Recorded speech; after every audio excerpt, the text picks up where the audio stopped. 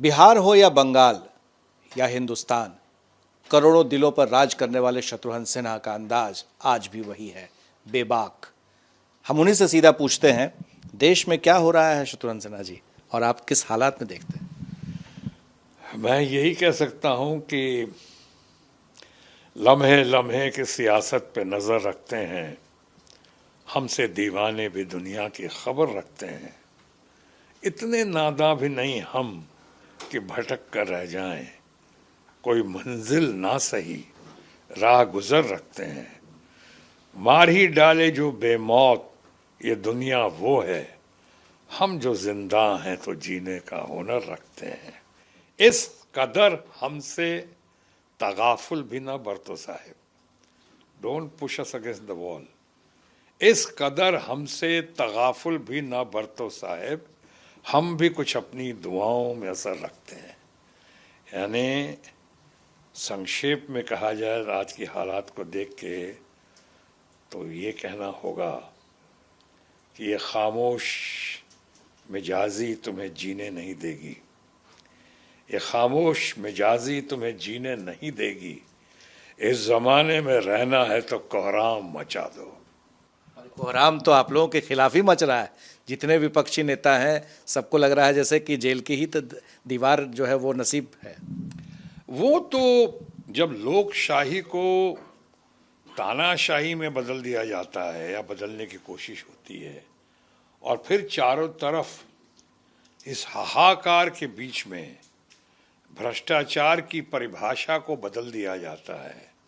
यानी जो इधर रहे, ऑपोजिशन में रहे, वो भ्रष्टाचारी, अगर वही भ्रष्टाचारी कहीं रूलिंग पार्टी में चला जाए तो वॉशिंग मशीन में धुलकर बिल्कुल बेदाग हो जाए।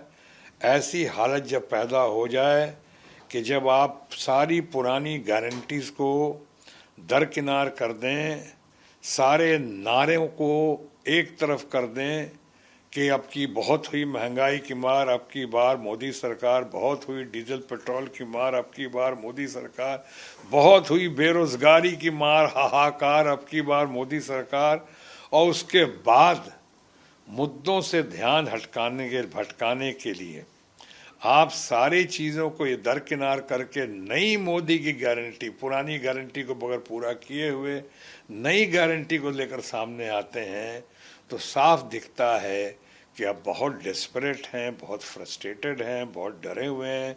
जिस तरह से अपोजिशन के लोगों को आप पकड़ पकड़ के गिरफ्तार कर रहे हैं या सरकारी एजेंसीज का दुरुपयोग करके जिस तरह से आपने विश्व का सबसे बड़ा घोटाला तैयार कर दिया, आपने ये इलेक्ट्रल बॉन्ड का घोटाला, यहाँ तक कि जिस घोटाले के बारे में हमारी बहुत विद्वान महिला मित्र हैं जो फाइनेंस मिनिस्टर हैं देश की, अपने सीतारामन जी, उनके पति जो खुद बहुत विद्वान हैं, बहुत अच्छे इंसान हैं, उन्होंने कहा है कि ये घोटाला जो हुआ इलेक्ट्रल बॉन्ड का घोटाला, वो देश का नहीं बल्कि विश्व का सबसे बड़ा घोटाला हुआ है। ऐसी सब बातें जब होने लगे और उसके बाद आप मुद्दों से ध्यान भटकाने के लिए आप नारा दे दें अब की बार 400 की सरकार, ये 400 सरकार यानी कहाँ से, कैसे? कुछ तो सोचो, कुछ तो होमवर्क करो, कुछ तो रिसर्च करो आप कि आज पूरा साउथ इंडिया में आपकी क्या पोजीशन है। क्या 0 सीट आएंगी कि 1 सीट आएंगी उसमें से? बंगाल में ममता जी स्वीप करेंगी वहाँ पे, बिहार में उलट पुलट जो हुआ है और उसका दुश्मन दोस्त बन गए, दोस्त दुश्मन बन गए। यहाँ पे ऐसी राजनीति हुई यहाँ पे, और वो भी जो लोग जयप्रकाश नारायण जी का नारा और उनका दावा उनका नाम रोशन करने आए थे, उनके शिष्यगणों ने मिलके ये खेल जो खेला हुआ है यहाँ पे बिहार में, तो कहाँ से लेंगे आप? कोई इमेजिन तो करे। मैं जब कहता हूँ तो लोग कहते हैं, मैं तो अपने अनुभव के आधार पे कहता हूँ। सवाल है कि ममता दीदी ने नारा दिया था खेला होवे, पर खेला तो विपक्षी पार्टियों के साथ ही हो रहा है लगातार। हालांकि अभी संजय सिंह को बेल मिल गई है, बावजूद इसके ये कहा जा रहा है, आपको लग रहा है कि बीजेपी डरी हुई है, कहीं ना कहीं उसे लग रहा है कि इस बार कुछ नुकसान हो सकता है? बहुत नुकसान होगा। बीजेपी इस बार बहुत ही डेस्परेट है, इसलिए ऐसी ऐसी बातें कर रही हैं, फ्रस्ट्रेशन हो चुका है, फियर साइकोसिस है, डर बैठ गया है बहुत बुरी तरह से कि अब की जो है पब्लिक। किसमें डर बैठा है, मोदी या शाह में या बीजेपी में? देखिए, मैं किसी इंडिविजुअल का जिक्र नहीं करता। मोदी तो हमारे मित्र भी हैं, देश के मित्र हैं, गार्डियन हैं, वो भारत के प्रधानमंत्री हैं माननीय मोदी जी। चाहे उनके जो लोग हैं उन्होंने अपने तरफ से सब कोई कसर नहीं छोड़ी है, पूरी कोशिश कर रहे हैं वो लोग। लेकिन कहीं कोई सेचुरेशन पॉइंट नाम की चीज़ भी होती है। अभी सेचुरेशन पॉइंट आ गया। आप कहते हैं कि भ्रष्टाचार और हम भ्रष्टाचारियों को छोड़ेंगे नहीं। आपके यहाँ तो जो भ्रष्टाचारी आता है, आप खुद डिक्लेयर करते हैं कि कोई नेचुरल करप्ट पार्टी है और कोई 70,000 करोड़ का घोटाला। किसी और ने नहीं कहा, माननीय प्रधानमंत्री जी ने खुद कहा 27 जून को, और 2 जुलाई को आप उन लोगों को अपनी पार्टी में ही शामिल नहीं करते बल्कि वित्त मंत्री भी बना देते हैं। मैं खिलाफ नहीं बोल रहा हूँ, मैं माननीय प्रधानमंत्री जी को ही कोट कर रहा हूँ।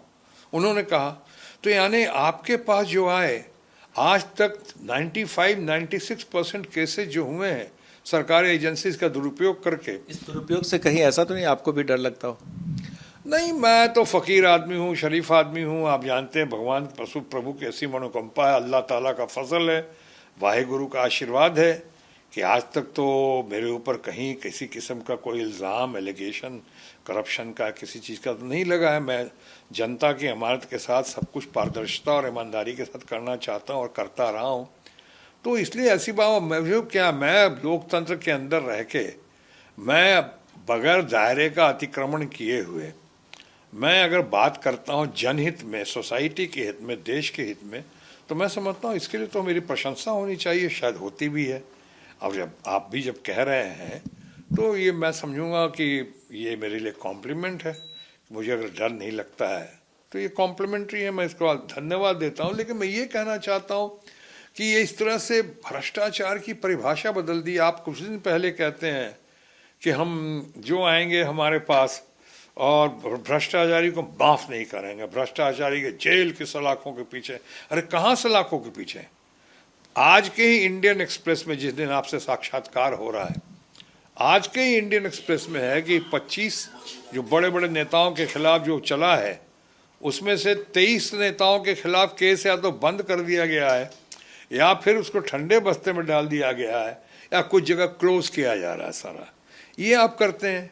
आप किस तरह का जवाब दे रहे हैं आपके लोग और आप भी इस पे इलेक्ट्रल बॉन्ड के, इस पे घोटाले पे? इलेक्ट्रल बॉन्ड का घोटाला नहीं है सिर्फ, ये कहने से काम नहीं चलेगा, दूसरे पार्टीज के भी हैं। आप तो कह रहे हैं कि दूसरे पार्टीज के क्या वो पोजीशन में थे इन्फ्लुएंस करने के? क्या वो पोजीशन में थे एक्सटॉर्ट करने के?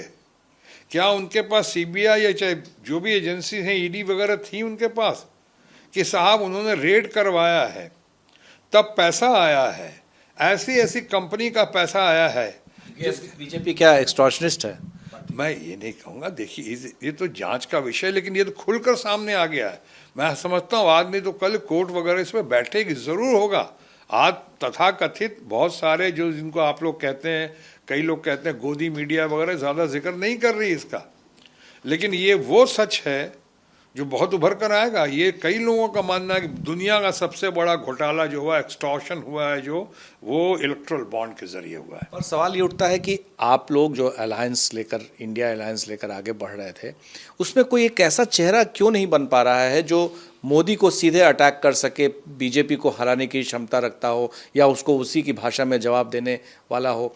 अब मैं समझता हूँ कि आपकी भी भाषा, अंदाज, आवाज़ सब कुछ है, पर ऐसा लगता है जैसे कि उसमें कुछ कमी है। वो कमी क्या है? नहीं, एक तो इनको कमी है सबसे ज़्यादा प्रचार की, प्रोपेगेंडा का। इनको प्रोपेगेंडा का वो ना श्रेय मिल रहा है, ना इनको स्कोप मिल रहा है, ना स्पेस मिल रहा है। देखिए, मैं विद ड्यू रिस्पेक्ट कहता हूँ माननीय प्रधानमंत्री जी, अब वो प्रधानमंत्री कम दिख रहे हैं, शुरू से प्रचार मंत्री ज़्यादा दिख रहे हैं। लेकिन और प्रचार में उनका दम होता, और अगर 10 साल लोकतंत्र के आप प्रधानमंत्री हैं, 10 साल में एक प्रेस कॉन्फ्रेंस तो करते। मन इसका जवाब क्या है? शूट एंड स्कूट, यहाँ कुछ बोला और निकल गया, कि जवाब देने का जब वक्त आया तो अब है ही नहीं वहाँ पर। अरे आप जब पूछेंगे, आपके लोग पूछेंगे तो जनता का सवाल ही करेंगे ना आप लोग। आप थोड़ी अपने घर का पूछेंगे कि हमारे घर पे आज खाने में ये कमी रह गई हो। अरे आप तो वही कहेंगे जो जनता के लोग कहेंगे। आप लोग इतने बढ़िया बढ़िया लोग हैं, दमदार लोग हैं, प्यार से बात करेंगे, विनम्रता से लेकर अच्छे से बात करेंगे, क्यों प्रेस कॉन्फ्रेंस नहीं करते? मैं ट्रंप का एग्जाम्पल देता हूँ। ट्रंप बहुत मुसीबत में फंसे हुए थे पिछली बार, आपके का हंगामा चल रहा, लेकिन उसके बावजूद रोज आ रहे थे और प्रेस कॉन्फ्रेंस कर रहे थे। हमारे मनमोहन सिंह जी, जिनको आप कई लोग मौनी बाबा क्या क्या नहीं करके उनका मजाक उड़ाते थे, मौनी बाबा नहीं थे वो जब जाते थे बाहर कहीं पे प्रेस को साथ ले और प्रेस से बात करते थे, क्वेश्चन आंसर होता था। एक तो आप प्रेस कॉन्फ्रेंस करते नहीं, उसके बाद अब प्रचार के जरिए लोगों को दबाने की कोशिश कर रहा है। ऑपोजिशन के लोग जब उभर के आते हैं और जिनसे जिनसे लगता है कि शायद खतरा हो सकता है, वैसे वैसे लोगों को जेल में डाल दिया जाता है। ऐसे ऐसे केसेस में डाल दिया जाता है जो कोई केस ही नहीं है। साफ दिखता है जनता को कि पॉलिटिकल वेंडेटा है, राजनीतिक बदला है। संजय सिंह को डाला, क्या सुप्रीम कोर्ट ने कहा? देश के सर्वोच्च न्यायालय ने क्या कहा? कोई केस ही नहीं है, कोई सबूत नहीं है, मनी ट्रेल नहीं है। 6 महीने आपने क्यों रखा इनको? यकीन मानिए, मैं आपके इस इंटरव्यू के जरिए कह देता हूं, चंद रोज की बात है, ऊपर वाले के यहाँ देर है अंधेर नहीं है। अभी आप देखेंगे कितना देश का लोकप्रिय नेता, इतना कद्दावर नेता, ऐसा नेता केजरीवाल, जिसके बारे में से भारत में ही हर जगह चर्चा नहीं हो रही है, लोग उसको प्यार दे रहे हैं, समर्थन दे रहे हैं, आशीर्वाद दे रहे हैं, उसके लिए दुआएं कर रहे हैं। ये केजरीवाल जिसके लिए अमेरिका से लेकर जर्मनी से लेकर यूनाइटेड नेशन तक ने कहा कि ये गलत है, फेयर ट्रायल होना चाहिए, और ट्रायल जो हो रहा है एकदम साफ साफ दिखाई भी देना चाहिए ईमानदारी और पारदर्शिता के साथ। उसी तरह से आप सत्येंद्र जैन को देख लें या मनीष सिसोदिया को, जो रोल मॉडल, जिसने इतना बढ़िया काम किया स्कूलों के मामले में, अस्पतालों के मामले में, दिल्ली के डेवलपमेंट के मामले में। ऐसे लोगों को किस बिना पे क्या ट्रेल है कि आप पीए में लेके 45 के आप उस पर डाल देंगे कि तुम गिल्टी हो जब तक तुम प्रूफ नहीं करते हो इनोसेंट अपने आप को? अरे कानून ये है और यही होना चाहिए, a person is innocent till proven guilty. देश में पहली दफा ऐसा हुआ है कि कोई मुख्यमंत्री जेल के अंदर से मुख्यमंत्री सरकार चला रहा हो। आपको लग रहा है कि नैतिकता के आधार पर या उन्होंने सही किया है, या ये कदम सही है? बिल्कुल सही है। जब आप जोर ज्यादती करके लोकशाही को आप तानाशाही में बदल के, आप किसी को दिख रहा है साफ कि आपने गलत तरीके से जेल में डाल दिया है, या आपने इसे दूर कर रहे हैं राजनीतिक दृष्टिकोण से ताकि वो आपका कॉम्पिटिटर बनकर सामने और उभर कर ना आए, तो जाहिर है वो जेल से सरकार चलेगा। सबसे बड़ी बात देखिए, लोकतंत्र लो क्लास से चलती है और लोकतंत्र जनता चलाती है, जनता की वजह से चलती है, जनता उसका बैकबोन है। एक जगह मरमरिंग हो रही है कहीं, आज जेल से सरकार चल रही है अब केजरीवाल की, कहीं कोई तकलीफ, कहीं कोई जनता आवाज उठा रही है कि नहीं साहब? ये ऑन द कॉन्ट्री जनता कह रही है कि जिसके हकदार हैं, जो चीज़ें उन्होंने की और कहीं, वो अगर पूरी कर रहा है, वो साथ कर रहा है, वहाँ से यहाँ चाहे जहाँ भी रहे, जेल में रहे कि कुएं में रहे, वो कर रहा है, तो बहुत सराहनीय है, प्रशंसनीय है, और मैं समझता हूँ अपोजिशन के लिए बहुत ही अनुकरणीय है। क्या आपको लग रहा है कि बीजेपी कोई कदम उठा सकती है? क्या बीजेपी के पास कोई हथियार है जिसका इस्तेमाल वो कर सकती थी? जेल के अंदर से सरकार चलाना बहुत बड़ी बात है, केंद्र में बीजेपी की सरकार है। अब हमारे दोस्तों की सरकार है, भारतीय जनता पार्टी में तो मेरी परवरिश तो वहीं हुई है, इतने सालों रहा वहाँ पर, सब अपने दोस्त ही हैं। लेकिन मैं उनसे ये बात होती है तो मैं आपको यकीन के साथ कह सकता हूँ, अंदर से उनको भी बहुत तकलीफ हो रही है, घबराहट हो रही है उनको। बहुत सारे लोग हैं वो एकदम बौखलाए हुए कि क्या हो रहा है, क्यों कर दिया, ये लगता है ये मूव गलत गया, केजरीवाल को अंदर लेना। और अचानक भी जो इनको संजय सिंह में मुझे झलक दिखाई पड़ती है भारत के भूतपूर्व प्रधानमंत्री चंद्रशेखर जी की। दबंग, वही जानदार शानदार संजय सिंह, और वो आदमी को जिस तरह से कल सुप्रीम कोर्ट ने बाइज्जत बेल दिया है। और हमारे बीजेपी के दोस्त कल तक कहते थे अरे बेल मिलेगी तब तो, बेल क्यों नहीं मिल रही है, बेल नहीं मिल रही है ना, हो गया ना। और अब क्या कह रहे हैं, अरे बेल मिल गई तो कौन सी बड़ी बात है, बेल तो रहा, कौन सी बड़ी बात है, आपने कोई कसर छोड़ी थी उनको अंदर रखने में? कोई कसर नहीं छोड़ी थी। अगर सुप्रीम कोर्ट सामने नहीं आया होते अभी ये करके, इतना बढ़िया स्पीच दिया केजरीवाल ने वहाँ पर कोर्ट में कितना बढ़िया से उसने कहा, किस बात का बदला लिया जा रहा मुझसे, कितना बढ़िया एकदम, जिसको कहते हैं केजरीवाल ने जो कोर्ट के अंदर बोला और जो वायरल हुआ, लोग मंत्र मुग्ध हो गए। जो लोग कल तक अंधभक्त थे, या जो कोई लोग जो साथ दे रहे थे, बहुत हमारे मित्र माननीय प्रधानमंत्री नरेंद्र मोदी जी का, अचानक वो लोग में इतना तबादला हुआ है, इतनी तब्दीली हुई है कि तमाम लोग अभी केजरीवाल के गुण गा रहे हैं कि ये क्या हो गया। अपोजिशन पार्टीज में नहीं, आम जनता में भी, कि ये क्या मतलब है, उसको क्यों अंदर डाला है। वो तो कब से एकदम एक पैसे का उस पर ना कोई ट्रेल है ना कुछ है। आपने कहा दिया, और गोदी मीडिया की तरफ से प्रचार करवाते हैं कि उन्होंने कहा है कि रेड्डी को उसने आतिशी डील करती थी और वो डील कर, अरे उसको कैसे पेश करते हैं वो बताना पड़ेगा। अगर कहा भी होगा कि साहब देखिए हम तो डील नहीं करते थे, जो कंपीटेंट मिनिस्ट्री अगर वो डील करती थी, इसका माने वो आतिशी डील करती थी। इसका माने कि कहने का अंदाज देखिए, कुछ मीडिया ने जिस तरह से उसको प्रचारित किया है, प्रकाशित किया है। सो मैं वही कहना चाह रहा हूँ कि आज आपने कहा कि अपोजिशन में एक तो प्रचार की कमी है, और दूसरा जो है फेस की बात कर रहे हैं, तो मैं आपको जो कह रहा हूँ इस वक्त सच कह रहा हूँ, हाजिर नाजी जान के जो कह रहा सच कह रहा हूँ, सच के सिवा कुछ नहीं। और सच ये है कि भारतीय जनता पार्टी के दोस्तों का 400 पार का नारा मुझे 2004 के रिजल्ट की याद दिला रहा है। 2004 में जब इतना हुआ था, हमारे भारत के फादर फिगर प्राइम मिनिस्टर ये अटल बिहारी वाजपेयी जी, जब शाइनिंग इंडिया, इंडिया शाइनिंग और क्या क्या था, वो सारे नारों के बावजूद इतने बढ़िया काम हुए थे। प्रधानमंत्री ग्रामीण सड़क योजना, प्रधानमंत्री सड़क योजना, सब कुछ हुआ था। और उसके बावजूद क्या हुआ, 2004 में परखच्चे उड़ गए भारतीय जनता पार्टी के, हमारे दोस्तों के, और हमारे सीधे मनमोहन सिंह जी प्रधानमंत्री बनकर उभर कर आए और बहुत अच्छा किया। और 10 साल तक क्या देश की दशा और दिशा में ठीक करने में कोई कमी नहीं छोड़ी, बहुत आगे बढ़ाया। अब ये हमें लग रहा है 400 का पार, 400 पार। हमारे भारतीय जनता पार्टी के कुछ दोस्त लोग भी कहते हैं अंदर कि डर तो लग रहा है कहीं 2004 वाला मामला ना हो जाए, तो इसलिए कहा कि वेट एंड। तो बताया नहीं कौन सा चेहरा कौन हो सकता है। चेहरे की जरूरत नहीं है अभी तो। भारत की जनता ये मुद्दे, इश्यूज जिनसे ध्यान भटकाया जा रहा है, ये इलेक्ट्रल बॉन्ड, इन पे जो बातें हो रही हैं, ये सारे विद्वान लोग, हैव नॉट्स, पढ़े लिखे लोग, वो कहते थे ना हमारे माननीय प्रधानमंत्री जी कि हमारी तो 4 ही जाति है, किसान, गरीब, महिला और यूथ। और यूथ, दुनिया में सबसे ज़्यादा यूथ, यंगर जनरेशन भारतवर्ष में है। और भारतवर्ष में 60% यूथ जो है वो कम से कम बेरोजगार हैं। ये 55 साल में ऐसा नहीं हुआ, महंगाई 55-60 साल में ऐसा नहीं हुआ जो अभी देखने को मिल रही है। तो ये जवाब चाहेंगे लोग, और चाह रहे हैं। इसमें कोई ज़रूरी नहीं कि मुद्दा, जैसे 2004 में कोई फेस नहीं था, मनमोहन सिंह जी उभर कर आए थे, we all loved him and respected him. उसी तरह से अभी जो उभर कर आएंगे, और सब हैं, हमारी ममता बनर्जी बहुत बड़ी गेम चेंजर बनकर सामने आएंगी, यकीन मानिए मेरी बात का। ममता बनर्जी आज देश की सबसे इम्पॉर्टेंट, प्रोमिनेंट और पॉपुलर लीडर है। उनको भी कुछ मीडिया के थ्रू थोड़ा दबाया जा रहा है, लेकिन सीइंग इज बिलीविंग। कभी आप आसनसोल या बंगाल या आप आकर देखिए वहाँ पे कि क्या उनका क्रेज़ है और क्या उनके लिए लव एंड रिस्पेक्ट है, क्या सपोर्ट है ममता बनर्जी के लिए। उसी तरह से आज केजरीवाल देखिए क्या उभर कर आए हैं। पहले ही बहुत अच्छे थे।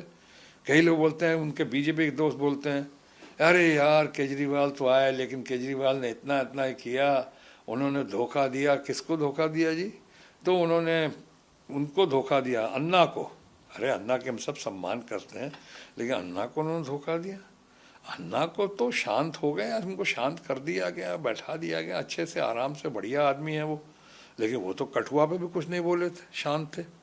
वो तो हाथरस में इतना बड़ा कांड हुआ तब कुछ नहीं बोले थे। किसानों में 700 किसान करीब करीब शहीद हो गए, इतना बड़ा किसानों का आंदोलन चला, कीलें लगा दी गई, उनके पर लाठी गोली बरसाए गए, तब भी उन्होंने नहीं कुछ कहा। उनके कुछ कारण होंगे, उसके लिए अन्ना को धोखा देने की बात क्या हो गई। हम भी जैसे आपने शुरू में शेर कहलवाया था कि अब मौसम बदला हुआ है, वातावरण बदल रहा है, हालात दूसरे हैं। तभी हमने कहा था कि अब तो बस यही है नारा कि ये खामोश मिजाजी तुम्हें जीने नहीं देगी। इस जमाने में रहना है तो कोहराम मचा दो।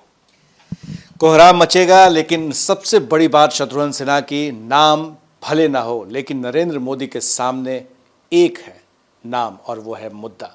यानी मुद्दों की राजनीति के भरोसे ही इंडिया अलायंस मोदी का मुकाबला करने को तैयार है।